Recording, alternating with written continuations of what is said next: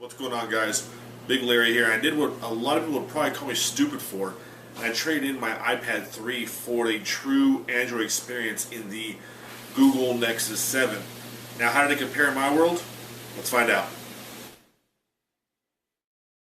Alright, as of right now, the Nexus 7 is running Android 4.1.2 Jelly Bean. It has the newest update on it. It is powered by a Tegra 3 1.3 GHz processor, 1 GB of RAM.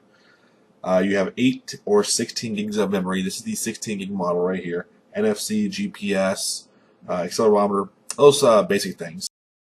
As far as the Wi-Fi strength goes on this device, it's actually very impressive. Throughout my entire house, it actually keeps the signal full strength for the most part. When you go on a porch, that tends to be my dead zone. My Galaxy Nexus will actually lose its signal or become very, very weak. Even the iPad 3 had a hard time keeping connected. I would get about 40 or so % on my Wi-Fi strength. Now I walk out on the porch with my Nexus 7, it's a whole different story. I never had one issue with it. I would keep about 50 to 60% Wi-Fi strength, and it held it just fine. I was able to watch my YouTube videos on the porch and do what I had to do. So very impressive. Now, powering the Nexus 7, we're going to have a 4,325 milliamp hour battery. Google claims it will get 9 hours of HD playback, 10 hours of web browsing and e-reading, 300 hours of standby time. Now, generally, the 9 hours of HD playback, I wasn't able to get that. With games and certain things like that, I was getting an average of about 7 with the screen on. Playing games, web browsing, watching videos, so on and so forth. Otherwise, it actually does do pretty well. It will last an entire day if you want to take it out. With Android 4.1.2, you're actually given the opportunity to rotate the screen if you'd like, which is always nice. And of course, Google Now, which is a lifesaver. I've been using it on my Galaxy Nexus like crazy. I love having it on my Nexus 7, looking up sports scores, weather, so on and so forth, even navigation. It is a lifesaver, and I don't know how I lived without it. Moving on to the outside of the device, on the back we have a nice soft touch plastic back, big Nexus logo. It feels very, very nice in the hands. On the bottom we have a small Asus logo and a speaker grill, which I will get into greater detail in just a moment. On the bottom there is a micro USB port, headphone jack. On the right spine we're going to have a volume rocker, volume up, volume down, and the lock unlock button. On the top of the device we're going to have nothing more than just a microphone. And on the left spine we're going to have the docking pins and one more microphone. Now moving on to the front of the device, on the very top we can see the 1.2 megapixel front-facing camera that shoots at 720p video quality, which is actually not too bad at all. The display is a 7-inch IPS display with a resolution of 1280 by 800 and a PPI of 216. It doesn't seem that high, guys, but for a 7-inch tablet, this is actually pretty high resolution. I think it's crystal clear. I'm not seeing any pixelation. Everything's very clear, very legible. I absolutely love it. And it is scratch resistant by Corning as well.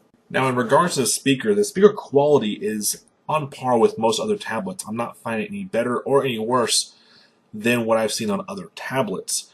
That being said, what's impressive about it is that it is very loud, even more loud than the iPad, in my opinion, or the iPad 3. With that and other tablets, I usually have to cup my hand around the speaker in order to redirect the sound towards me so I can hear it better.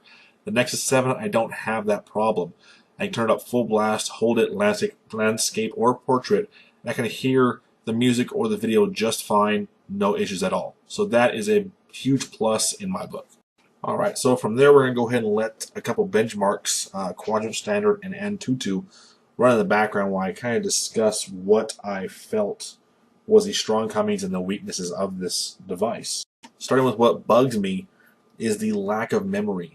The base model is an 8 gig model and their high-end model is a 16 gig model as of right now, with rumors of a 32 gig model. But 16, even for me, is just not enough. I like to have my videos, my music, all that kind of media on my device at all times, so when I'm on a plane or a long trip, I can just watch a movie without having to find an internet connection. Right now, 16 gigs just isn't enough because there's such high-res apps, I'm already starting to burn through that memory. So that's one thing I don't like about it. Another gripe I do have about it is the lack of a rear camera. Now, it's not a huge problem. This is something that is a very small problem I've had with it.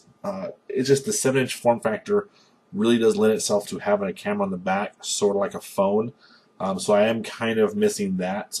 I really didn't think I'd miss it on a tablet, but after a while I actually catch myself missing it because the 7-inch form factor just lends itself so well to being a handheld device that a rear camera would have really helped out.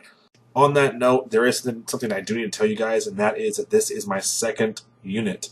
The first unit had problems. It was the same problem that a lot of people have had with the Nexus on the first shipping, and that is the touchscreen. After playing a game for a while or doing something that caused heat from the processor, the touchscreen would start to come a little haywire and have a hard time keeping track of where your finger is.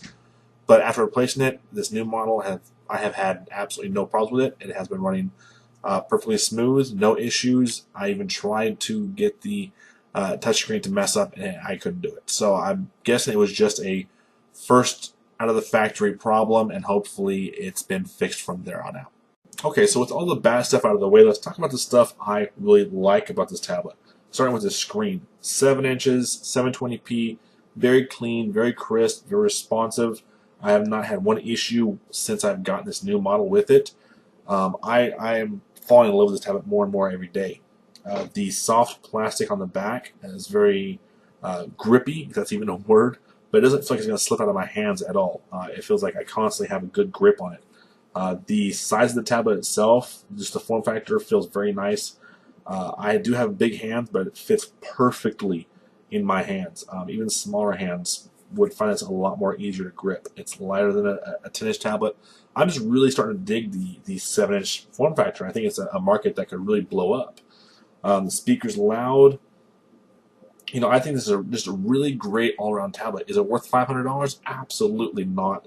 That is for a 10-inch high-end tablet. But the $250, even maybe $3 if you went to a 32 or 64 gig model, is definitely doable, and I would definitely put the money down for it. From here on out, if anyone asks me what tablet to get, first thing I'm telling them is look at the 7-inch market, because it is blowing up and it is fantastic, especially the Nexus 7. Take a look. It's cheap. It's awesome. For me, I don't regret one moment switching from the iPad to the Nexus, and the biggest reason is because I'm invested in the Android ecosystem. It's just better for me. I don't have anything invested in the iOS ecosystem, so having an iPad it kept me very limited. But if you are in the iPad or iOS ecosystem, definitely look at the iPad Mini. You know, the 7.9 screen is very nice from what I've heard. Form factor is similar to a Nexus 7, probably just a little wider. Definitely check it out, because this whole form factor is definitely going to be a very big market. Okay, so who's this tablet for? Because it's obviously not for everybody. I would have to say it's for anybody who wants a portable media consumption device. This is perfect for that. It's very light, fits in your pocket, fits in your purse, wherever. It's very light, very portable. Now, if you need a workhorse, this is definitely not where you want to be. You're probably going to go with an iPad or even like an Asus Transformer. But otherwise, I think anybody who just needs something they can carry with them comfortably would absolutely love this device. Alright guys, so if you like this video, please give it a thumbs up. It really does help. And subscribe for future videos just like this. This is Big Larry, and I will see you on the other side. Later.